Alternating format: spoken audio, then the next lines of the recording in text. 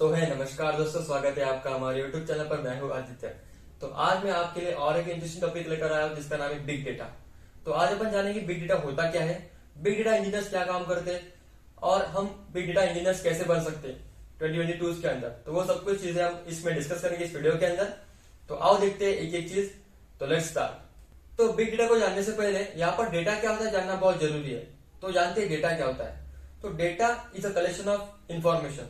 जैसे कि for example अपन ले, तो अगर हम यहाँ पर एक एग्जाम्पल देखें तो आपके पास एक डायरी है जिसके अंदर आप क्या करते हो, फोन नंबर्स को लिख के रखते हो, ठीक है। तो ये क्या हुआ, एक डेटाबेस हुआ जिसके अंदर आप डेटा लिख के रहते हो। बट यहाँ पर अगर मैं बात करूं सॉफ्टवेयर की, तो सॉफ्टवेयर के अंदर हम क्या करते हैं, कंपनीज होती है, कंपनी के अंदर डेटाबेस के लिए एक व्यक्ति होता है जो क्या करता है, डेटाबेस को मैनेज करता है, ठीक है। तो वही काम करेगा इंजीनियर्स, उसको हम बोलते हैं डेटा इंजीनियर्स। वो क्या करेंगे, डेटा को कलेक्ट करेंगे, डेटा को मैनेज करेंगे और डेटा के लिए ऐसे सिस्टम क्रिएट करेंगे जिसके अंदर क्या करेगा, डेटा सिक्योरली जा पाएगा और हम डेटा को स्टोर कर पाएंगे, ठीक है। तो ये काम होता है डेटा इंजीनियर्स वाले का, ठीक है। अगर हम बात करें बिग डेटा की, तो यही डेटा का कॉन्सेप्ट बिग डेटा में भी यूज होता है। जैसे कि यहाँ पर आपके पास फोन नंबर है, वो आपके जो फ्रेंड्स है उतने तक ही सीमित है। बट अगर मैं बोल लूँ आपके पास अपने स्टेट की, अपना जो स्टेट है उसके पूरे फोन नंबर आपको यहाँ पर कलेक्ट, उसके लिए कितना बड़ा डेटाबेस लगेगा। तो उसको मैनेज करने के लिए और एक बंदा चाहिए होगा। तो वो जो सिस्टम होता है, वो जो मैनेज करना होता है डेटा इतना बड़ा, तो वो कैसे करते हैं अपन, तो उसको बोलते हैं हम बिग डेटा। तो जैसे कि अगर आपके पास डेटा है और वो बहुत बड़ी अमाउंट में आ जाए तो उसको हम बोलते हैं बिग डेटा। तो बिग डेटा का कॉन्सेप्ट आया था 63 में, ठीक है। तो एक्चुअल बिग डेटा का काम क्या होता है, इसके अंदर इमेजेस आते हैं, इसके अंदर वीडियोज आते हैं, इसके अंदर टेक्स्ट आ सकता है, कोई भी चीज इसके अंदर आ सकती है, ठीक है। तो ये होता है बिग डेटा। अगर बात करें बिग डेटा इंजीनियर्स वालों की, तो उनका काम क्या होता है कि इस बिग डेटा को हैंडल करना, ठीक है। बिग डेटा जो आ रहा है हमारे पास उसको सिक्योरली मैनेज करना, सिक्योरली कलेक्ट करना और उसको डेटाबेस के अंदर स्टोर करना, ठीक है। तो ये काम होता है बिग डेटा इंजीनियर्स वालों का। तो यहाँ पर बेसिक कॉन्सेप्ट क्या होता है, एक्चुअली आपके पास छोटा डेटा होता है, तो छोटे डेटा को मैनेज करने के लिए आप सिंगल डेटाबेस का यूज करते हो। बट आपके पास बहुत बड़ा डेटा आ गया तो उसको कैसे मैनेज कर पाओगे, तो उसके लिए क्या करते हैं, डिस्ट्रीब्यूटेड डेटाबेस का इस्तेमाल करते हैं। उसका मतलब होता है कि आपके पास अगर 100 MB डेटाबेस है तो उसका 10 MB आप एक कंप्यूटर में स्टोर करोगे, उसका अगला वाला 10 MB आप दूसरे कंप्यूटर में स्टोर करोगे। मतलब आप क्या कर रहे हो, डिस्ट्रीब्यूटेड सिस्टम में उसको स्टोर कर रहे हो, ठीक है। तो ये बेसिक कॉन्सेप्ट होता है जिसके आप क्या करते हैं, डिस्ट्रीब्यूटेड फॉर्म में डेटा को स्टोर करते हैं। तो इससे क्या होता है, एफिशिएंसी इंक्रीज होती है सॉफ्टवेयर की, डेटा रिट्रीवल जो होता है हमारा, डेटा की प्रोसेसिंग होती है वो बहुत फास्ट हो जाती है। तो ये होता है बिग डेटा इंजीनियर्स वालों का काम। उसको जरा आगे हम देखेंगे कि और क्या काम करते हैं बिग डेटा इंजीनियर्स। बट उससे पहले जानते हैं कि बिग डेटा की कुछ कैरेक्टरिस्टिक्स होती है, उनके बारे में बात करते हैं। तो जैसे कि मैंने बोला आपको कि जो डेटा होता है वो बहुत ह्यूज अमाउंट में होता है, तो उसको हम बोलते हैं बिग डेटा, ठीक है। उसके नाम में बिग है। तो ये जो फर्स्ट कैरेक्टरिस्टिक्स है वो उसके अमाउंट पर डिपेंड करते हैं, जैसे कि वॉल्यूम, ठीक है। तो फर्स्ट कैरेक्टरिस्टिक्स है हमारे पास वॉल्यूम। तो जो वॉल्यूम है ये बहुत बड़ा मैटर्स करता है अपने बिग डेटा के इस कॉन्सेप्ट में, क्योंकि जितना बड़ा वॉल्यूम उतना बड़ा वो डेटा बढ़ रहा है, ठीक है। तो नेक्स्ट कैरेक्टरिस्टिक हमारे पास होती है, वो होती है वेलोसिटी। तो जो डेटा हमारे पास आ रहा है फ्रंट एंड से, वो कितना तेजी से बढ़ रहा है, मतलब उसकी वेलोसिटी कितनी है, उसके ऊपर भी बिग डेटा का काम डिपेंड होता है, ठीक है। तो थर्ड हमारे पास कैरेक्टरिस्टिक होती है जिसका नाम है वेराइटी। तो वेराइटी मतलब मैंने अभी बोला आपको कि बिग डेटा के अंदर अपने पास टेक्स्ट भी हो सकता है, वीडियोस भी हो सकते हैं, तो फिर आपके पास इमेजेस भी हो सकते हैं, ठीक है। मतलब एक पूरा कलेक्शन है, मतलब इसमें क्या है, वेराइटी ऑफ डेटा है, ठीक है। ये पूरा कलेक्शन है। देन नेक्स्ट पार्ट होता है वेन्यू। वेन्यू मतलब क्या होता है कि सोर्स, आपका जो डेटा आ रहा है वो कहां से आ रहा है, ठीक है। ये भी इंपॉर्टेंट कैरेक्टरिस्टिक होती है बिग डेटा के अंदर। तो ये बात हुई पूरी कैरेक्टरिस्टिक्स की। तो जैसे कि हमने यहाँ पर देखा कि बिग डेटा होता क्या है, बट अब देखते हैं कि बिग डेटा इंजीनियर्स वालों की रिस्पॉन्सिबिलिटीज क्या होती है, उनको क्या काम करना होता है। तो फर्स्ट उनको काम करना होता है वो होता है डेटा इंजेक्शन और data integration.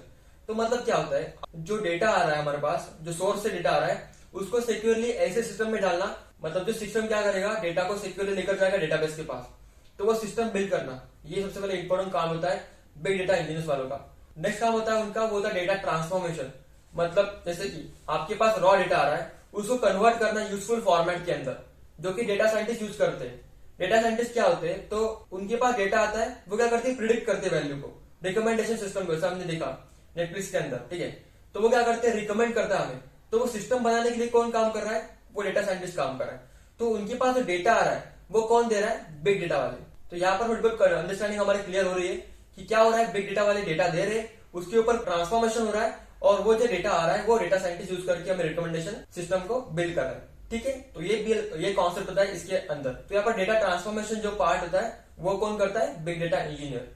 Then last part जो होता है रिस्पॉन्सिबिलिटीज के अंदर, तो वो होता है परफॉर्मेंस ऑप्टिमाइजेशन। उसके अंदर क्या है? डेटा प्रोसेसिंग टाइम होता है वो इंप्रूव करना। ठीक है, परफॉर्मेंस का जो ऑप्टिमाइजेशन है उनको ऑप्टिमाइज करना। ठीक है, मतलब क्या? जो डेटा की प्रोसेसिंग है, डेटा की रिसीविंग डेटा होता है, सेंडिंग डेटा होता है, तो वो क्या करना है? उनकी स्पीड को बढ़ाना। तो वो काम कौन करेगा? बिग डेटा इंजीनियर्स वाले। तो उनका जो सिस्टम बिल्ड होता है वो इस ऐसे सिस्टम को बिल्ड करना कि डेटा की जो रिट्रीवल होता है नहीं तो फिर डेटा सेंड करना है वो सब कुछ क्या है? इफिशिएंट वे से हो पाए। तो ऐसे सिस्टम को बिल्ड करना यही बेसिकली काम होता है बिग डेटा इंजीनियर्स वालों का। ठीक है, तो ये होता है पूरा responsibility of the big data engineers. तो इस डेटा के सेक्टर में हमने 3 कॉमनली नाम सुने हैं, जिसका नाम है data analytics, data engineers and data scientist. तो जैसे कि हमने यहाँ पर बात की डेटा साइंटिस्ट की, जो क्या करेगा? डेटा को लेगा, जो कि फॉर्मेटेड डेटा है उसको लेगा, जिसके ऊपर कुछ ऑपरेशंस करेगा, मशीन लर्निंग एल्गोरिथम्स लगाएंगे और वो क्या करेगा? एक प्रेडिक्शन सिस्टम बनाएगा। ठीक है, बट यहाँ पर अगर बात करूं मैं डेटा एनालिटिक्स और डेटा इंजीनियर्स की, तो डेटा एनालिटिक्स क्या करते हैं? डेटा को कलेक्ट करते हैं, ठीक है, उसके ऊपर कुछ प्रोसेस करेंगे और उसका एक रिपोर्ट जनरेट करेंगे। बट अगर मैं बात करूं पर डेटा इंजीनियर्स वालों की, तो वो काम क्या करते हैं? उनका काम होता है कि डेटा को कलेक्ट करना, same as a data analytics, data को कलेक्ट करना, डेटा के ऊपर कुछ प्रोसेस करना, डेटा को ट्रांसफॉर्म करना और डेटा को सिक्योरली वेयर हाउस तक पहुंचाना। वेयर हाउस मतलब ऐसी जगह जहां पर डेटा को स्टोर किया जाता है, लाइक ए डेटाबेस, बट वो बहुत ह्यूज अमाउंट में होगा। ठीक है, उसको बोलते हैं वेयर हाउस। तो हम क्या करते हैं? डेटा को लेते हैं, डेटा इंजीनियर्स क्या करेंगे? डेटा को लेके प्रोसेस करेंगे, डेटा के अंदर वेयर हाउस के अंदर स्टोर करेंगे। तो ये काम होता है डेटा इंजीनियर्स वालों का। तो ये बेसिकली डिफरेंस होता है कि डेटा एनालिटिक्स क्या करता है? डेटा को रिपोर्ट में कन्वर्ट करता है, रिपोर्ट जनरेट करता है। ठीक है, बट डेटा इंजीनियर्स क्या करेंगे? डेटा को वेयर हाउस तक पहुंचाएंगे, नहीं तो फिर कुछ अनदर सिस्टम में लेकर जाएंगे उसको और उसको वहां पर क्या करेंगे? कुछ अलग काम पर लगाएंगे। ठीक है, तो ये बेसिक डिफरेंस होता है data analytics and data engineers वालों के। तो यहाँ पर डेटा इंजीनियर्स वाले क्या करते हैं? एक पाइपलाइन को जनरेट करते हैं। ठीक है, तो वो पाइपलाइन क्या होती है? तो आओ जानते हैं कि डेटा पाइपलाइंस क्या होते हैं। तो डेटा पाइपलाइंस की अगर मैं बात करूं यहाँ पर, तो उसके अंदर क्या होता है? कुछ स्टेजेस होते हैं। ठीक है, उस स्टेजेस से क्या होता है? डेटा पास होता है और उसके ऊपर कुछ ऑपरेशंस किए जाते हैं जिससे क्या होता है? डेटा प्यूरिफाई होता है, ऐसा हम बोल सकते हैं। जैसे कि आपके पास नल है, ठीक है, नल से पानी आ रहा है सबके पास, सबके घर में, तो वो क्या हो रहा है? पाइपलाइन के थ्रू आ रहा है। ठीक है, तो सोर्स जो है, ठीक है, जो कि हमारा डैम बोल सकते हैं अपन, तो डैम से आपके पास पानी आ रहा है। ठीक है, तो वो जो पानी आ रहा है वो किसके थ्रू आ रहा है? पाइपलाइन के थ्रू। तो सेम यहाँ पर होता है कि फ्रंट एंड से क्या होता है? यूजर के थ्रू डेटा आता है और वो पाइपलाइन के थ्रू अलग अलग डेटाबेस में जाता है। ठीक है, तो यही बेसिकली यहाँ पर जो एग्जाम्पल था यही था कि आपके पास पाइपलाइन के थ्रू क्या होता है? हम डेटा को ट्रांसफर करते हैं। ठीक है, तो यही स्टेजेस होता है कुछ इसके, तो वो स्टेजेस देखते हैं आप डेटा पाइपलाइंस के। तो उसके अंदर फर्स्ट आता है हमारे पास डेटा सोर्स, मतलब डेटा का source, that is front end. Then उसके बाद में आता है डेटा इंटीग्रेशन और डेटा इंजेक्शन, लाइक उसकी पाइपलाइन के अंदर डालने के लिए, इंजेक्शन करने के लिए वो जो प्रोसेस होता है उसको बोलते हैं डेटा इंजेक्शन। तो वो नेक्स्ट स्टेप होगा। देन थर्ड स्टेप होता है हमारे पास, वो होता है डेटा की स्टोरेज, डेटा एनालाइज। ठीक है, डेटा का एनालाइज हो रहा है, डेटा को टेम्पररी स्टोर किया, डेटा के ऊपर एनालाइज हो रहा है। ठीक है, देन लास्ट स्टेप होता है डेटा की डिलीवरी। अब वो डेटा की डिलीवरी कहां पर करनी है आपको? जैसे कि वेयर हाउस में करनी है या तो फिर आपको कोई अनदर सिस्टम में उसको लेकर जाना है, तो वो आपके ऊपर डिपेंड है। अगर मैं यहाँ पर बात करूं ईटीएल टूल्स की, तो ईटीएल क्या होता है? Extraction, transformation and loading. ठीक है, ये इसका लॉन्ग फॉर्म है। तो ईटीएल टूल क्या होता है? It is subset of the data pipeline. ETL tools क्या करते हैं? डेटा को फ्रंट एंड से लेकर आते हैं और वेयर हाउसेस के अंदर स्टोर कर देते हैं, जो कि हमने बोला डेटा स्टोर, एक स्टेज से डेटा पाइपलाइन के अंदर। तो वहां तक जो लाने का काम करता है वो कौन करता है? ETL tools. और उसके बाद में अगर आपको लेके जाना होगा अनदर सिस्टम में, तो वो कौन करेगा? डेटा पाइपलाइन की काम, डेटा पाइपलाइन के टूल्स। ठीक है, तो यहाँ पर थोड़ा डिफरेंस होता है ETL tools and data pipeline. तो यहाँ पर आपको याद रखना है कि डेटा ईटीएल टूल्स क्या होते हैं? Subset of the data pipelines. Okay, तो यहाँ पर पूरी बात की हमने, डेटा इंजीनियर्स क्या काम कर रहे हैं, डेटा पाइपलाइंस क्या होते हैं और बिग डेटा होता क्या है। ठीक है, तो उसके लिए क्या होते हैं? कुछ स्किल्स लगते हैं अपने को। तो वो स्किल्स कौन से होते हैं? तो बेसिक फ्रेमवर्क होता है, वो होता है हडूप। तो Hadoop is a Java based framework. ये मस्ट है आपको सीखने के लिए अगर आपको बिग डेटा में एंट्री करनी है तो। ठीक है, तो बिग डेटा आपको अगर इसके अंदर आपको करियर करना है तो आपको हडूप जैसे फ्रेमवर्क को आना बहुत जरूरी है, क्योंकि हडूप क्या करता है? डिस्ट्रीब्यूटेड सिस्टम को फॉलो करता है। एक डेटा होगा आपके पास, उसको डिस्ट्रीब्यूटेड फॉर्म में वो स्टोर करेगा। ठीक है, तो ये हडूप आपको आनी चाहिए। देन नेक्स्ट होता है हमारे पास Apache Spark. Apache Spark is based upon the Scala language. Okay, तो स्काला लैंग्वेज के बेस्ट ये फ्रेमवर्क है अपाचे स्पार्क।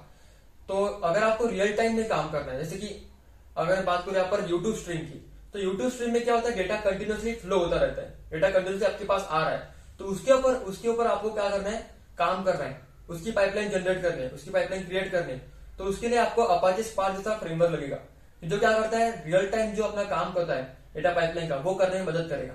बट अगर आपको क्या करना है, बैच डेटा है आपके पास, तो बैच डेटा क्या होता है कि आपके पास हिस्टोरिकल डेटा है, उसके ऊपर आपको ऑपरेशन करना है। जैसे कि आपके पास डेटा सेट है, ठीक है, डेटा सेट के ऊपर आपको ऑपरेशंस करने हैं, तो आप क्या करोगे, हडूप जैसे फ्रेमवर्क यूज करोगे, ठीक है।